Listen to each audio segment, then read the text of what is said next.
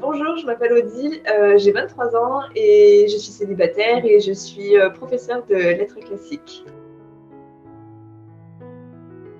Pour moi, l'organisation, c'est le fait de structurer sa vie et c'est presque en fait savoir anticiper sa vie pour pouvoir la gérer au mieux. Et une personne organisée, du coup, c'est quelqu'un qui sait vraiment toujours anticiper et aussi ranger son lieu de vie et son quotidien.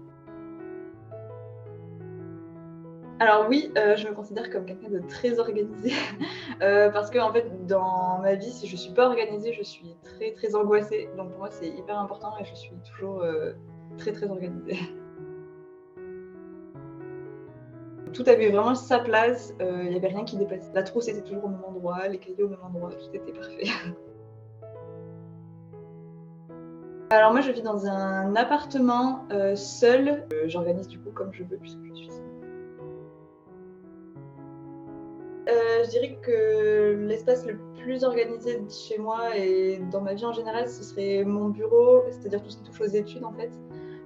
Parce que justement, j'ai besoin d'avoir beaucoup de contrôle sur mes études, sur ce que je fais, comment je travaille et du coup, mon bureau est toujours bien organisé pour que je puisse tout attraper, facilement et rapidement pour pas perdre de temps et pour ne pas avoir l'impression d'être perdue dans ce que je fais. Oui, donc ma salle de bain est jamais vraiment rangée, c'est toujours un peu le désordre partout dans ma salle de bain parce que j'ai beaucoup de produits de beauté et au quotidien, je range pas puisque je m'en sers tous les jours et des fois, je rajoute des produits et ça m'énerve de devoir ranger. Donc en général, je mets tout, à côté du lavabo, en bazar et c'est jamais vraiment très bien rangé pour le coup.